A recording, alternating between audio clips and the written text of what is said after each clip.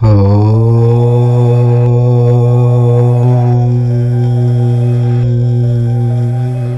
నెలలో పౌర్ణమి అమావాస్యలు సర్వసాధారణం. కానీ కొన్ని ప్రత్యేకమైనవి ఉంటాయి. ఈ రోజులను పవిత్రంగా భావించి పూజా కార్యక్రమాలు చేపడతారు. జూలై నెల 5వ తేదీన రాబోతున్న జ్యేష్ఠ అమావాస్య కూడా అత్యంత ప్రాముఖ్యత చెందింది. హిందూ పంచాంగం ప్రకారం జ్యేష్ఠ మాసంలో వచ్చే అమావాస్యను జ్యేష్ఠ అమావాస్య అంటారు. హిందూ పురాణాల ప్రకారం ఈ అమావాస్య చాలా ప్రత్యేకమైనది. జ్యేష్ఠ అమావాస్య రోజున చాలామంది ఉపవాసం ఉండటము, దానం చేయటము, దేవుళ్లకు పూజలు చేయటం వంటివి చేస్తారు. ఇలా చేయటం వల్ల తాము చేసిన పాపాల నుండి మరియు తప్పుల నుండి మోక్షం లభిస్తుందని చాలామంది నమ్ముతూ ఉంటారు. ఈసారి జ్యేష్ఠ అమావాస్య శుక్రవారం రోజున వచ్చింది. శుక్రవారం అమావాస్య వస్తే ఆ రోజుకు చాలా విశిష్టత ఉంటుంది. మనలో చాలామంది అమావాస్య తిథిని అశుభంగా భావిస్తారు. కానీ పూర్వం రాజుల కాలంలో అమావాస్య నాడు కొన్ని ప్రత్యేకమైన పూజలు చేసి వరాలను పొందేవారు. వారాలలో శుక్రవారానికి ప్రత్యేకమైన స్థానం ఉంది. శుక్రవారం అంటే లక్ష్మీదేవికి ప్రీతికరమైన రోజు. అలాంటి శుక్రవారం రోజు అమావాస్య వస్తే దానిని మనం చాలా పవిత్రంగా భావించాలి. శుక్రవారము అమావాస్య రోజు చేసే పూజల వల్ల ప్రత్యేకమైన శక్తి వస్తుంది. లక్ష్మీదేవిని ఈరోజు భక్తి శ్రద్ధలతో పూజిస్తే ఐశ్వర్య లాభం కలుగుతుంది అని పండితులు చెప్తూ ఉన్నారు. అయితే ఈ శుక్ర అమావాస్య రోజు మీ ఇంట్లో ఉన్న దరిద్రం పోవడానికి, మీ ఇంటిపై ఉన్న చెడు దృష్టి పోవడానికి గుమ్మంపై వీటిని చల్లండి. వీటిని చల్లటం వల్ల నిమిషంలో మీ ఇంట్లో ఉన్న దరిద్రమంతా కూడా బయటకు వెళ్ళిపోతుంది. చాలామంది ఇంటిలో మనశ్శాంతి ఉండటం లేదని, తరచుగా ఆరోగ్య సమస్యలు వస్తూ ఉన్నాయని, వచ్చిన డబ్బు వచ్చినట్లుగానే ఖర్చు అయిపోతూ ఉందని బాధపడిపోతూ ఉంటారు. అలాంటి వారు ఈ శుక్ర అమావాస్య రోజు గుమ్మంపై ఈ నీటిని చల్లితే మీరు పడే బాధలు, కష్టాలు అన్నీ తొలగిపోతాయి. ఈ నీటిని చల్లిన మరుక్షణం లక్ష్మీదేవి మీ ఇంటిలో అడుగు పెడుతుందని పండితులు చెప్తూ ఉన్నారు. మరి శుక్ర అమావాస్య రోజు గుమ్మంపై ఏ నీటిని చల్లాలో ఇప్పుడు మనం ఈ వీడియోలో వివరంగా తెలుసుకుందాము. అంతకన్నా ముందు మా వీడియో నచ్చితే లైక్ చేసి షేర్ చేయండి. అలాగే మా ఛానల్ని కూడా సబ్స్క్రైబ్ చేసుకుని మాకు సపోర్ట్ చేయండి. ఇక వీడియోలోకి వస్తే, శుక్ర అమావాస్య రోజు లేదా జ్యేష్ఠ అమావాస్య రోజున ఉదయాన్నే నిద్రలేచి పవిత్రమైన నదిలో లేదా ప్రవహించే నీటిలో స్నానం చేయాలి. ఇది ఎంతో శుభసూచకం. అయితే నదీ ప్రాంతానికి వెళ్ళలేని వారు ఒక చెంబుడు గంగాజలం తీసుకువచ్చి స్నానం చేసే నీటిలో కలిపి స్నానం చేసుకోవాలి.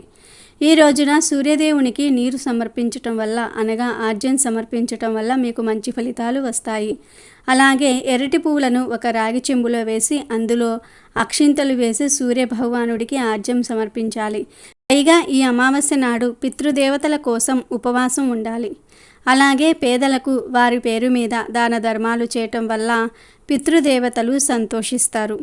మరి ఈ పవిత్రమైన రోజున గుమ్మంపై ఏం చల్లాలో తెలుసుకునే ముందు నారదుడి నుండి విచిత్రమైన వరం పొందిన రాజు కథను విందాం. ఒకనాడు సృజంజయ మహారాజు కొలువు కిటకిటలాడుతోంది. ఎత్తైన సింహాసనం మీద నారద మహర్షి కూర్చుని ఉన్నాడు. మహారాజుతో పాటు రాజపురోహితులందరూ కూడా ఆ మహర్షిని భక్తి శ్రద్ధలతో పూజించారు. మునీంద్ర, మహారాజు మీకు కావలసిన వాడు, పైగా ధర్మపరుడు, నిరంతరము అన్నదానాలు చేస్తూ ఉంటాడు. మీలాంటి పెద్దల అనుగ్రహం ఉండి కూడా ఆయన కోరిక తీరకపోవటం భావ్యమా అని ఒక బ్రాహ్మణుడు నారదుణ్ణి వినయంగా ప్రశ్నించాడు. అలాగా, ఆ సంగతి నాకు తెలియదు. మహారాజా, ఏమిటి మీ దిగులు? ఇన్నాళ్ళు నాకు ఎందుకు చెప్పలేదు అని నారదుడు అడిగాడు. మహర్షి, మరేం లేదు, గుణవంతుడు, రూపవంతుడు అయిన కొడుకు కావాలి నాకు అన్నాడు సృంజయ మహారాజు. అంతే కదా? అంతేకాదు స్వామి, వాడి మలమూత్రాలు, చెమట, కన్నీళ్లు, లాలాజలం అంతా బంగారం కావాలి. అలాంటి కొడుకు కావాలి. ఈ వరం నాకు ప్రసాదించండి అని అన్నాడు. నారదుడు అనుగ్రహించాడు. సంజయ మహారాజు పొంగిపోయాడు. సార్వభౌముడై భూమినంతటినీ ఏలుతున్న సంతానం లేని దిగులు ఇన్నాళ్ళు ఆయనను వేధించింది. ఇప్పుడది లేదు. మహాముని వరం వల్ల ఆ కోరిక కూడా తీరబోతోంది. రాజు పరమానంద భరితుడయ్యాడు.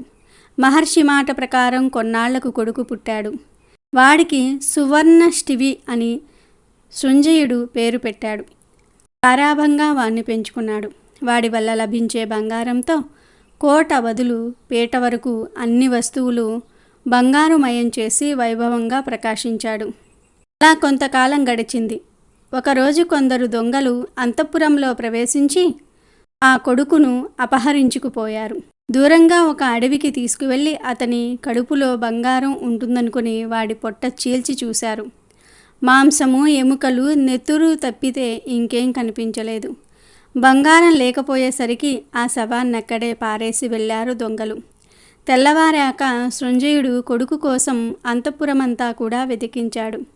కనిపించకపోయేసరికి కంగారు పడి వెతకమని సేవకుల్ని పంపాడు. చివరకు అడవిలో కొడుకు శవం చూసి బావురుమని ఏడ్చాడు.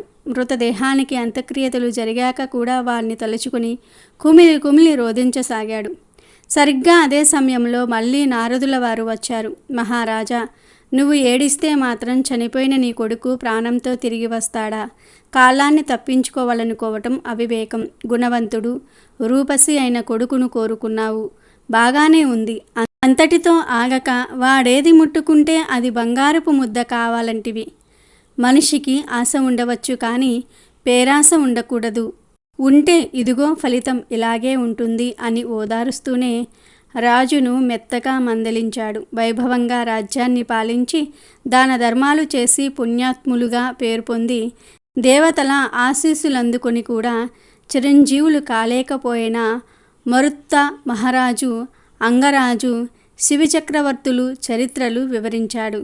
ఆ తర్వాత శ్రీరామచంద్ర ప్రభువు గురించి, భగీరథుడి గురించి, శిశుబిందుడి గురించి రకరకాల కథలు చెప్పాడు నారదుడు.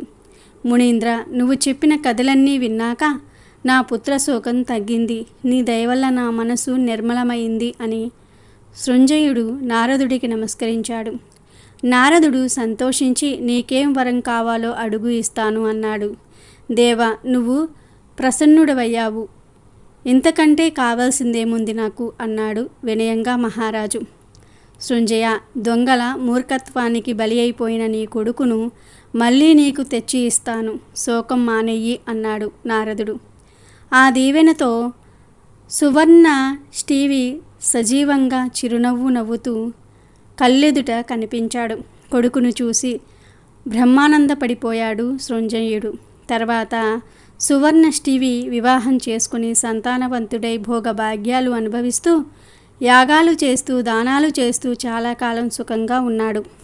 ఇక వీడియోలోకి వస్తే, మనం ఇంటి ప్రధాన గుమ్మాన్ని చాలా పవిత్రంగా భావిస్తాము, పూజిస్తాము. ఇంటి ప్రధాన గుమ్మానికి పూజలు చేస్తే లక్ష్మీదేవి ప్రసన్నమవుతుంది.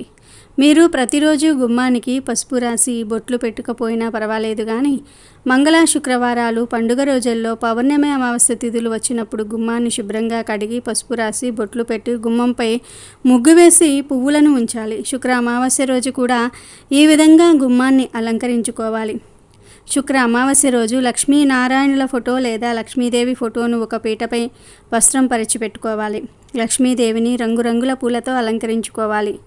ఎర్ర రంగు పండ్లను అంటే యాపిల్, దానిమ్మ వంటివి నైవేద్యంగా పెట్టాలి. లక్ష్మీదేవిని శుక్ర అమావాస్య రోజు భక్తి శ్రద్ధలతో పూజించి హారతి ఇవ్వాలి. ఆ తర్వాత ఒక రాగి గ్లాసులో లేదా రాగి చెంబును తీసుకొని అందులో కొన్ని నీటిని పొయ్యాలి. ఎక్కువ నీళ్లు తీసుకోకండి. ఈ నీటిని ఎలాగో గుమ్మంపై చల్లుతాం కాబట్టి తక్కువగానే నీటిని తీసుకోండి. రాగి చెంబుకు సగం నీటిని తీసుకొని అందులో 5 యాలుక్కాయలను దంచి పొడి చేసి వేయండి. ఒక్కను వేయకండి. మంచివి 5 యాలుక్కాయలను తీసుకొని కొంచెం సేపు నానబెట్టి అందులో ఉన్న గింజలను తీసి పొడి చేసి రాగి చెంబులో వేయండి. ఆ తర్వాత అందులో కుంకుమను కూడా వేయండి. ఎక్కువ కుంకుమను వేయాలి. యాలుకల పొడి, కుంకుమ వేసి బాగా కలపాలి. తమలపాకులతో కానీ ఏదైనా పువ్వుతో కానీ కలపాలి. ఆ తర్వాత ఆ చెంబును పట్టుకొని లక్ష్మీదేవిని తలుచుకొని మీకు ఉన్న సమస్యలు చెప్పుకోండి. ఈ పరిహారం చేయటం వల్ల మాకు మంచి జరిగేలాగా చూడు తల్లి అని నమస్కరించుకొని ఆ నీటిని తమలపాకు సహాయంతో కానీ పువ్వు సహాయంతో కానీ మీ ఇంటి ప్రధాన గుమ్మంపై చల్లండి. ఇంటిలో చల్లకపోయినా పర్వాలేదు, ఇంటి ప్రధాన గుమ్మంపై చల్లండి. యాలుక్కాయ పొడి మీ ఇంటిలోకి లక్ష్మీదేవి రావడానికి సహాయం చేస్తుంది. సాధారణంగా యాలుక్కాయ మంచి సువాసనను కలిగి ఉంటుంది. అయితే వీటిలోని గింజలను దంచి నీటిలో వేయటం వల్ల ఆ నీరు మంచి సువాసనగా మారుతుంది. సువాసన వచ్చే నీరును గుమ్మంపై చల్లటం వల్ల లక్ష్మీదేవి త్వరగా ఆకర్షితురాలవుతుంది. అలాగే కుంకుమ వేయటం వల్ల ఆ నీరు కుంకుమ నీరుగా మారిపోతాయి. కుంకుమ నీరు గుమ్మంపై చల్లటం వల్ల మీ ఇంటిలో ఉన్న దుష్ట శక్తులు అన్నీ కూడా పోతాయి. మీ ఇంటిపై ఉన్న నెగిటివ్ ఎనర్జీ అంతా కూడా పోతుంది. మీ ఇంటికి పట్టిన దరిద్రం అంతా కూడా పోతుంది. ఈ 2 పదార్థాలు చాలా శక్తిని కలిగి ఉంటాయి. వీటిని శుక్ర అమావాస్య రోజు గుమ్మంపై చల్లటం వల్ల నిమిషంలో మీ ఇంటిలో ఉన్న దరిద్రమంతా కూడా పోతుంది. మీ ఇంటిలో లక్ష్మీదేవి అడుగుపెట్టి సిరుల వర్షాన్ని కురిపిస్తుంది. ఆ నీటిని గుమ్మం పై భాగంలో కూడా చల్లాలి. ప్రధాన గుమ్మంపై మొత్తం 3 సార్లు చల్లాలి. ఇలా చల్లిన తర్వాత ఇంకా నీళ్లు మిగిలితే వాటిని మీ ఇంటి గేటు ఉంటుంది కదా, అక్కడ పోయాలి. మేము అపార్ట్మెంట్లో ఉంటున్నాము, మాకు గేట్ దగ్గర పోయడం కుదరదు అనుకునేవారు గుమ్మం దగ్గరే ఆ నీటిని పోసుకోవచ్చు. ఇలా ఈ నీటిని పోయటం వల్ల ఎలాంటి చెడు శక్తి మీ ఇంట్లోకి ప్రవేశించదు. మీరు ఆ నీటిని తరువాత కడిగేసినా కూడా ఆ నీరు వాటి శక్తిని కోల్పోవు. చాలా రోజుల వరకు అవి వాటి శక్తిని కలిగి ఉంటాయి. మీ ఇంట్లోకి ఎలాంటి చెడును రానివ్వకుండా చేస్తాయి. మరి ప్రతి ఒక్కరూ కూడా శుక్ర అమావాస్య రోజు గుమ్మంపై ఈ నీటిని చల్లి నెగిటివ్ ఎనర్జీని బయటకు పంపించి లక్ష్మీదేవిని ఆహ్వానించండి. శుక్ర అమావాస్య రోజు గోవు కనిపిస్తే ఆ గోవుకు ప్రత్యేకమైన ఆహారం పెట్టి ఈ మాట అంటే చాలు మీ దశ మారిపోతుంది, రాజయోగం పడుతుంది, తరతరాలకు తరగని ఐశ్వర్యం వస్తుందని శాస్త్ర పండితులు చెప్తూ ఉన్నారు. శుక్ర అమావాస్య రోజు అన్నంలో చిటికెడు ఉప్పు పసుపు కలిపి ఆ అన్నాన్ని గోవుకు ఆహారంగా పెడితే ధన సమస్యలు పోతాయి, అప్పులు తీరిపోతాయి, సంపాదన పెరిగిపోతుంది. శుక్ర అమావాస్య రోజు ఉడికించిన ఆలుగడ్డలను గోవుకు ఆహారంగా పెట్టడం వల్ల నరఘోష పోతుంది. అలాగే ఈరోజు గోవుకు క్యారెట్ ఆహారంగా పెట్టడం వల్ల వ్యాపార అభివృద్ధి చెందుతుంది. బీట్రూటు పాలకూరలను కలిపి గోవుకు ఆహారంగా పెట్టడం వల్ల ఐశ్వర్యము కలుగుతుంది. శుక్ర అమావాస్య రోజు గోవుకు దోసకాయను ఆహారంగా పెట్టడం వల్ల శత్రువులు మిత్రులవుతారు. టమాటాను ఆహారంగా పెట్టడం వల్ల వివాహ ప్రాప్తి కలుగుతుంది. శుక్ర అమావాస్య రోజు బియ్యపిండిలో బెల్లం కొంచెం నీరు కలిపి ముద్దగా చేసి గోవుకు ఆహారంగా పెట్టడం వల్ల మానసిక ప్రశాంతత కలుగుతుంది. అలాగే నానబెట్టిన కందులను గోవుకు ఆహారంగా పెట్టడం వల్ల మనలో ఉన్న కోపం తగ్గిపోతుంది. శుక్ర అమావాస్య రోజు నానబెట్టిన కుసుమ గింజలను గోవుకు ఆహారంగా పెట్టడం వల్ల మనం చేసిన పాపాలు దూరం అయిపోతాయి. నానబెట్టిన శనగలను ఈరోజు గోవుకు ఆహారంగా పెట్టడం వల్ల మనలో ఆధ్యాత్మిక చింతన ఏర్పడుతుంది. రాగిపిండి మరియు బెల్లము కలిపి గోవుకు పెడితే మనకు ఉన్న దరిద్రాలు తొలగిపోతాయి. శుక్ర అమావాస్య రోజు నానబెట్టిన పెసర్లను ఆవుకు ఆహారంగా పెట్టడం వల్ల విద్యా అభివృద్ధి కలుగుతుంది. ఈరోజు గోవుకు వంకాయను ఆహారంగా పెట్టడం వల్ల సంతాన ప్రాప్తి కలుగుతుంది. శుక్ర అమావాస్య రోజు గోవుకు అరటి పండ్లు ఆహారంగా పెట్టడం వల్ల ఉన్నత పదవులు కలుగుతాయి. ఈరోజు బెండకాయను పెట్టడం వల్ల మనోధైర్యం కలుగుతుంది. దొండకాయను శుక్ర అమావాస్య రోజు గోవుకు పెట్టడం వల్ల మనోవ్యాధి తొలగిపోతుంది. జొన్నపిండి బెల్లము కలిపి గోవుకు పెట్టడం వల్ల తెలివితేటలు పెరుగుతాయి. మినపపిండి మరియు బెల్లం కలిపి శుక్ర అమావాస్య రోజు గోవుకు పెట్టడం వల్ల ఐశ్వర్యం కలుగుతుంది. గోధుమ పిండి బెల్లం కలిపి పెట్టడం వల్ల ఉద్యోగ ప్రాప్తి కలుగుతుంది. నానబెట్టిన పెసరపప్పు పెట్టడం వల్ల ఇంద్రియ నిగ్రహ శక్తి పెరుగుతుంది. నానబెట్టిన కందిపప్పు పెట్టడం వల్ల రుణ బాధలు తీరిపోతాయి. నానబెట్టిన మినప్పప్పును పెట్టడం వల్ల సంపూర్ణ ఆరోగ్యాన్ని పొందుతారు. పచ్చిశనగపప్పు పెట్టడం వల్ల కుటుంబ కలహాలు దూరమవుతాయి. శనగపిండి బెల్లం కలిపి పెట్టడం వల్ల కోర్టు వ్యవహారాల్లో విజయం పొందుతారు. శుక్ర అమావాస్య రోజు గోవుకు నానబెట్టిన పొట్టు పెసరపప్పు పెట్టడం వల్ల బుద్ధి కుశలత కలుగుతుంది. ఇలా శుక్ర అమావాస్య రోజు ఆయా పదార్థాలను భక్తితో గోవులకు సమర్పించుకుంటే మీకు ఉన్న సమస్యలు సులభంగా పోతాయి. తరతరాలకు తరగని ఐశ్వర్యం వస్తుంది.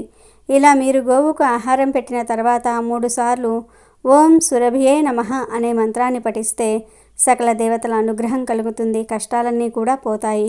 లక్ష్మీదేవి అనుగ్రహం కలుగుతుంది. మీ దశ మారిపోతుంది. రాజయోగం పడుతుంది.